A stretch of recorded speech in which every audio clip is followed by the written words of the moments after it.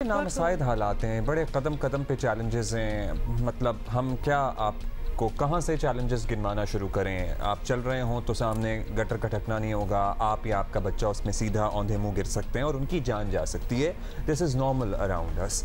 या फिर आपको कहीं पे दहशतगर्द निशाना बना सकते हैं।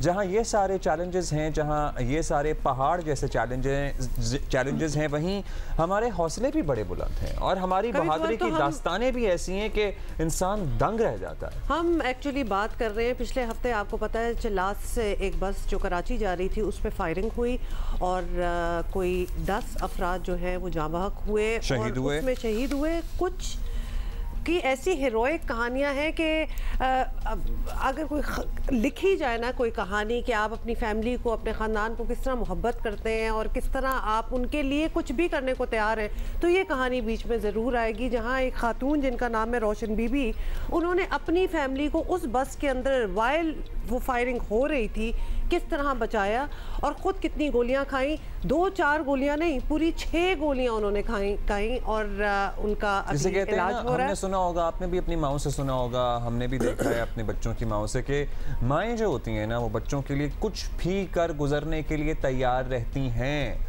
और ये उसकी हकीकी और अमली मिसाल है जो हमने देखी रोशन बीबी की सूरत में कि दहशतगर्द गोलियां बरसा रहे हैं, बौछार कर रहे हैं चारों तरफ से। उसने ना आओ देखा ना ताओ देखा, बच्चों को सीट के नीचे दबाया, शोहर को नीचे किया और खुद लिटरली एक शील्ड की तरह लेट गई और 6 गोलियां इनके जिस्म में पैवस्त हो गई, जिनमें से 3 आज भी इनके जिस्म में मौजूद हैं और इनके जिस्म का निचला हिस्सा इस वक्त पैरालाइज हो चुका है।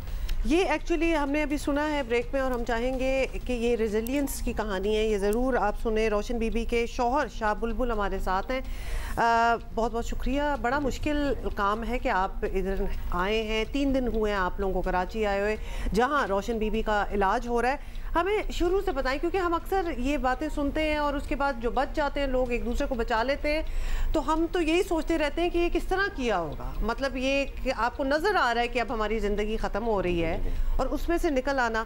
हम आपसे चाहते हैं कि आप ज़रा मंजर कशी करें कि आप लोग गिज़र से चले, गिलगित से चले, कहाँ से चले, उसके बाद आप 7-8 घंटे बाद जब पहुँचे चिल्लास के करीब, तो क्या हुआ अचानक?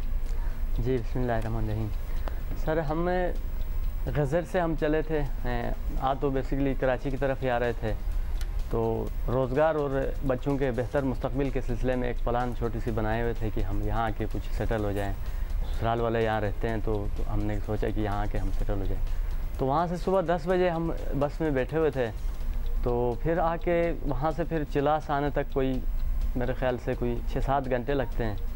6-7 घंटे हम सफ़र कर चुके थे। शाम के कोई 6:25 हो चुके थे।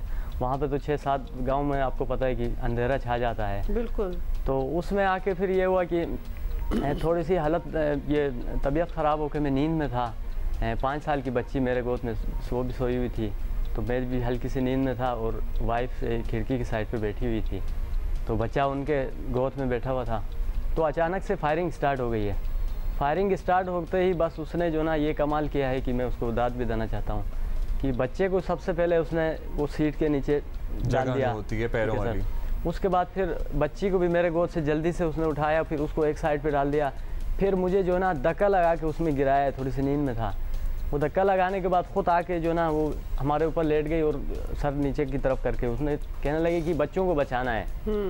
वो बच्चे सर बड़े अजीज होते हैं। फिर उसने कहा कि इनको बस बचाओ, इनको बचाओ, खुद नीचे लेटे रहो और खड़े नहीं होना है। वैसे ये फैसलों की घड़ी जो होती है कुछ सेकंड की होती है, उस वक्त ये तो नहीं इंसान सोच सकता होगा कि क्या करें और क्या ना करें। उसने ये देखा होगा कि मैं तो जागी हुई हूँ इस वक्त, उसको तो शायद पहले जिस तरह आप बता रहे हैं समझ आ गई होगी कि क्या हो रहा है। उस दौरान में आपको भी, आप भी जाग गए होंगे, कुछ समझ आई कि लेफ्ट से फायरिंग हो रही है, सामने से, कहाँ इनसाइड बस के हो रही थी, बाहर से फायरिंग हो रही थी, कहाँ से हो रही थी फायरिंग? वो असल में तीनों साइड से हो रही थी। इस साइड से भी हो रही थी, आगे पहाड़ था, कुछ बड़े बड़े पत्थर ऊपर थे। नीचे की साइड में काफ़ी नीचे दरिया, लेकिन वो रोड के किनारे पे वहाँ पे भी बड़े बड़े पत्थर थे। तो शायद वो बैठे हुए थे प्लान बना के।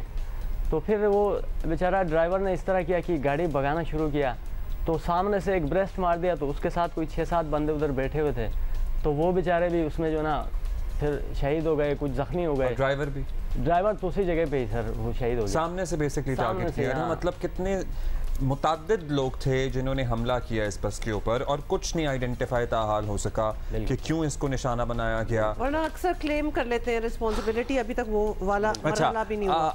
आप लोगों पे फायरिंग हो रही है, चारों तरफ से गोलियां बरसा रहे हैं, उसके बाद इन इलाकों में तो खाइयाँ दरिया सब कुछ होता है, तो बस अपने आप रुक गई, बस कैसे रुकी, क्या हुआ? सर फिर ये हुआ कि जब गाड़ी भगाया उसने तो उसको भी ब्रेस मार दिया, जब तक तो बस मैदान पे वो चल रही थी, तो जाके जो ना उतराई तक पहुंच गई थोड़ी सी फासले पे। तो सड़क से उतर गई थी? नहीं सड़क पे नहीं, यानी बस वो रोड भी इस तरह था ना कि कुछ कच्चा सा रोड था।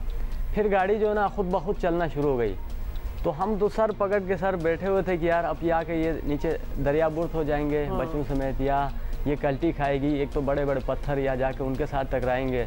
बस इसी सोच में थे कि सर जाके जो ना एक झटका सा महसूस हो गया। उस झटके में ये हुआ कि एक ट्रक सामने से जो ना सीमेंट बड़ा लोड ट्रक आ रहा था, तो उसके साथ लग गया। उसी दौरान ही वो ट्रक में आग लग गई, तो उसी आग ने शायद वो समझ गए होंगे कि या तो बस पे आग लग गई तो ये सारे ज़िंदा जल जाएंगे, या तो ये हुआ कि हम उनके रेंज से आउट हो गए। तो उसमें से कोई 30-40 सेकंड तक जो ना इंतज़ार करते रहे, तो फिर फायरिंग जब बंद हो चुकी थी, तो फिर वाइफ ने कहा जल्दी इनको बचाओ, तो फिर मैंने बच्चों को उठाया। फिर उस रास्ता भी ऐसा था कि वो बस के अंदर सारे गिरे हुए थे, खून, किसी का जान निकल रही थी तो कोई जान हम साथ कुछ विजुअल्स भी देख रहे हैं और यकीनन आप बता रहे हैं कि अगर मगरिब के बाद का ही टाइम हो गया तो बिल्कुल अंधेरा ही होगा। हम सिर्फ इमेजिन कर सकते हैं कि वो कंफ्यूजन जहां हर तरफ से गोलियां आ रही हैं, आपको नहीं पता कि आप इस वक्त किधर है, उसके बाद एक और ट्रक के साथ टक्कर होकर उसमें आग लग जाती है। एक मतलब एक लम्हे आप ये सोच रहे हैं कि गोली से मरेंगे, एक लम्हे आप ये सोच रहे हैं कि शायद दरिया में गिर जाएंगे, और एक लम्हे ये भी सोचाती है कि आग लग गई है, अब आग हमें। सर उसी दौरान हम 1000 सोच हमारे जहन में आया, क्योंकि एक बंदे को ये होता है कि बंदा अकेला जब हो तो चलो या तो अपने आप को बचाओगे, एक ही जान के लिए बंदा सोचता है। अब फैमिली के साथ ये चीज़ बहुत मुश्किल होता है सर। अब बंदा ये सोचता है कि यार अब अगर मुझे लग गया तो उस वीरान दास में वो बच्चों का क्या होगा, वाइफ वो तो जख्मी है, उनका क्या होगा। उस माँ का हाल हम समझ सकते हैं जो कि अपने बारे में तो कभी शायद सोचा भी नहीं होगा, क्योंकि उसने तो दिखा दिया करके। और रोशन बीबी ने अभी भी हिम्मत नहीं आ रही है, हौसले उनके अभी भी बुलंद है, क्या कहती हैं वो? ये सुनिए। फायरिंग कर रहे थे तो उस टाइम पे मैंने एक बेटी, बाप अपने अब्बू के पास था, बेटा मेरे पास, उनको दोनों को नीचे ला के सीट के नीचे उनको छुपा के, शोहर को भी नीचे करके मैं खुद उनके ऊपर हो गई। अचानक बस मुझे गोली लगी। थोड़ी देर बाद जब गोली ख़त्म हो गई, आवाज़ ख़त्म हो गई, तो मैंने शोहर को बताया बस बच्चों को लेके जाओ। बस आगे चल रही थी, अचानक पता ही नहीं चला कैसे इतना फायरिंग की आवाज़ बहुत ज़्यादा तेज़, आग लग रही थी, जैसे ऊपर से बारिश हो रही थी, वो शीशे सारे टूट गए थे। तो उस कंडीशन में बस बच्चे डर के रो रहे थे। फिर शोहर को भी मैंने साइड पे किया।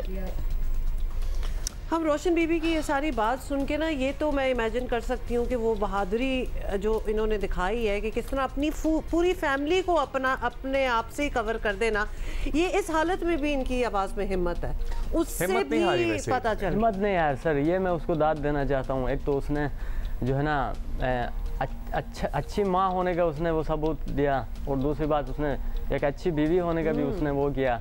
वो कह रही थी कि बस अपने को बचाओ और बच्चों को बचाओ, पहले इनको बचाओ। अच्छा शाह बुलबुल, इंसान को 6 गोलियां लग जाएं, शुरू में तो पता नहीं लगता क्या हुआ है, लेकिन ज़ाहिर खून रिस रहा होता है सारा कुछ, उसके बाद कितनी देर में आप तक इमदाद पहुंची? आप इनको, क्योंकि ये भी तो टेंशन है कि किसी को 6 गोलियां लगी हुई हैं, उसकी जान कभी भी जा सकती है। आपने वहां से बस से आप बता रहे हैं किसी की जान निकल रही है, वो मंजर आप इमेजिन करें, अंधेरा पहाड़ और इर्द गिर्द आपके लोग पड़े हुए हैं जिनमें से लोगों की जान जा रही है, किस तरह निकले, क्या हुआ, कौन आया मदद? साथ में 2 बच्चे भी। जी सर, उसमें ये हुआ कि हमने जब सबसे पहले जो ना वो जब फायरिंग बंद हो गई तो वाइफ ने कहा कि यार इनको बचाओ, ले जाओ। तो उसी में ये हुआ कि मैंने सबसे पहले बच्चों को पहले उठाया, उनको ले जाके वो जगह भी बहुत मुश्किल से जो ना वहाँ पे बस ये इतना कोशिश किया कि किसी के ऊपर पाँव ना लग जाए, क्योंकि किसी की जान निकल चुकी थी, कोई बस बेचारे बस खाली खून उनका निकल रहा था। तो वहाँ से बहुत मुश्किल से मैंने उनको नीचे उतारा। फिर मैंने सोचा कि अब ये तो बंदे ऊपर है, ये फिर फायर करेंगे, तो बस डर के मारे मैंने कहा कि यार थोड़ा साइड पे उनको एक छोटी सी पत्थर वगैरह वहाँ पे थे, तो उनके बीच में ले जाके तो वो रो रहे थे, उनको फरियाद करके मैंने कहा मैं मम्मी को लेके आ रहा हूँ, यहाँ आराम से बैठो नीचे, तो ऐसा ना हो कि फिर ऊपर से आए फिर वो मारेंगे। फिर वापस आके सर मैंने कोशिश ये किया कि वहाँ से जगह तो बहुत जो ना मुश्किल था नीचे उतरने के लिए, तो मैंने सोचा कि ये खिड़की से इनको नीचे उतारूँ, रोशन बेबी को। मैंने उनको उठाया तो यहाँ से नीचे बिल्कुल उनके बेजान, पाँव भी सीधे ऐसे। तब तक आपको पता चल गया था कि उनको गोलियां लगी? जी, उसने बताया कि हम मुझे तो गोली लग गया लेकिन बच्चों को बचाना है, ये बात उसने बताई। अच्छा, उसमें आपको मतलब एक गोली लगी हुई या 6 लगी हुई, एटलीस्ट आपको ये पता था कि इनको जी वो तो बस साथ ही थे, तो ब्रेस्ट मार दिए थे, तो आवाज़ें भी आई, बस महसूस हो गया कि बस इनको तो गोली लग गई। तो मैंने फिर उठाने की कोशिश किया कि खिड़की के से उनको खिड़की के रास्ते में नीचे इनको उतारूं, लेकिन मुमकिन नहीं हुआ। एक तो उनके यहाँ से बिल्कुल नीचे बेजान हो गया, तो फिर उठा भी नहीं सका। एक तो नीचे की भी काफ़ी खाई थी, वहाँ से नीचे उतारने के लिए भी मुश्किल था। फिर मैंने बहुत मुश्किल से सीट पे उनको बिठाया, फिर उनको ऐसे बाजू पकड़ के उठा के मैंने वहाँ से फिर उसी रास्ते से ही मैंने उनको ला के वहाँ पर उनको बाहर निकाला। तो उसमें ये हुआ कि कोई 6-7 मिनट तक हम इंतज़ार करते रहे, तो वो गाड़ियाँ भी आगे से उनको भी आने नहीं दिए, शायद कोई लोग हमारे करीब आने वो आ ही नहीं सके, क्योंकि ऐसे रश वाला एरिया होता है, मतलब गाड़ियाँ आती जा रही थी इर्द गिर्द? जी रश भी नहीं, लेकिन उसी टाइम पे बस सारे काफ़ी रश था वो शाम के टाइम में। अच्छा, यानी काफ़ी और भी थी, वीराना भी नहीं था जी वो, क्यों नहीं, कोई इलाका तो उधर नहीं है, लेकिन ये है कि वो सवारी गाड़ियाँ वहाँ से पीछे गुजर रही थी जी। तो फिर इसमें ये हुआ कि मुकामी लोग, मैं उनका भी शुक्रिया अदा करना चाहता हूँ आपके चैनल की तवज्जुह से, तो वो बेचारे मुकामी भी थे, कुछ पैसेंजर्स थे और गाड़ियों से, वो उतर के मोबाइल ऑन करके फिर हमारे करीब आना शुरू हो गए। फिर आके उन्होंने वो ज़ख्मियों को बाहर निकालना शुरू किए थे, तो एक हाईएस्ट गाड़ी वहाँ पे आ गई, जाके सामने खड़ी हो गई। तो उसमें ये हुआ कि जो थोड़े बहुत कुछ ज़ख्मी थे या उन लोगों ने भी उनको उठाए थे, ज़्यादातर मर्द हजरात थे, तो ला के वो गाड़ी में बैठा दिया, तो गाड़ी फुल हो गई। अब मैं बच्चे भी थे, उनको उठाऊँ उसको उठाऊँ, एक तो थोड़ा साइड पे उनको ले गया था कि फिर से ऊपर से कोई फायरिंग ना हो जाए। फिर बच्चे ले गए, वो ड्राइवर को मैंने फरियाद किया, मैंने कहा यार इनकी अम्मी तो अभी मर रही है, ये बेचारे यतीम होंगे, इनका कुछ मदद करें, वो चिल्ला रहे थे। तो उसने कहा कि आज बस ठीक है बच्चे इधर ही छोड़ो, फिर आया उन्होंने पाँव पकड़े, मैंने भी फिर गर्दन से उनको। अच्छा, ये बताएं कि और फिर आप उस गाड़ी में उन्हें अस्पताल जो यकीनन लोग देख रहे होंगे वो बड़े कंसर्न होंगे, रोशन बीबी की तबीयत के हवाले से बताएं, अब कैसी? अब यहाँ पे कराची में ज़ेरे इलाज हैं, हेलीकॉप्टर के जरिए उन्हें लाया गया, तो इदारों ने, लोगों ने, हुकूमत ने आपकी मदद? ये भी सर असल में ये हुआ कि गिलगित बल्तिस्तान की जो गवर्नमेंट है, सूबाई गवर्नमेंट, उसका भी मैं तहे दिल से शुक्रिया अदा करना चाहता हूँ। उसने हमें कन्वेंस का बंदोबस्त किया, फिर कोर कमांडर साहब ने हमें हेलीकॉप्टर प्रोवाइड किए, उनका भी शुक्रिया कि वहाँ से हम इस्लामाबाद पहुँचे, वहाँ से जहाज़ में सीधा इधर आए। तो यहाँ पे ये हो रहा है कि अभी उनका इलाज तो चल रहा है, लेकिन कल डॉक्टर साहब बता रहे थे कि उनके गुर्दे में भी कुछ डैमेज है और जिगर में भी कुछ ज़ख़म है, तो इनको हम देख रहे हैं। बाकी ये है कि यानी उसने ये बताया कि बस हिम्मत नहीं हारना है, हो सकता है इसका जो ना कुछ पैरालाइज हो जाए, तो उस पर आपने हिम्मत रखनी है, इस तरह का। हम सिर्फ सोच सकते हैं कि आप हिम्मत नहीं हारेंगे और डॉक्टर्स अपनी भरपूर कोशिश करेंगे, और पूरी कौम जो इस वक्त देख रही है वो इन 2 मासूम बच्चों की अम्मी के लिए, रोशन बीबी के लिए दुआ करेगी कि अल्लाह मियां जल्द से इनको उनके बच्चों के साथ। और मैं एक बात बताऊं, मतलब मुझे तो यकीन है कि वो हो ही नहीं सकता कि खातून जो हैं जिन्होंने अपने बच्चों के लिए, अपने शौहर, अपनी फैमिली के लिए दहशत गर्दों के सामने वो आके खड़ी हो गई, हो ही नहीं सकता। जैसे कहते हैं ना, सीसा प्लाई दीवार जैसे कहते हैं ना, ये वो उसकी असल मिसाल है, उसका अमली नमूना है। क्योंकि हम अक्सर बात करते हैं और हर इलाके की ख़वातीन के हवाले से बात करते हैं, मैं कहती हूँ कि पाकिस्तान की ख़वातीन, औरतें इतनी स्ट्रॉन्ग हैं कि वो तो दहशत गर्दों की आंखों में आंखें डाल के देख रही हैं कि कौन सोच सकता है कि इनको हराया जा सकता है या इनको नीचे दिखाया जा सकता है, जहां हमारे सामने ये मिसालें कायम हैं।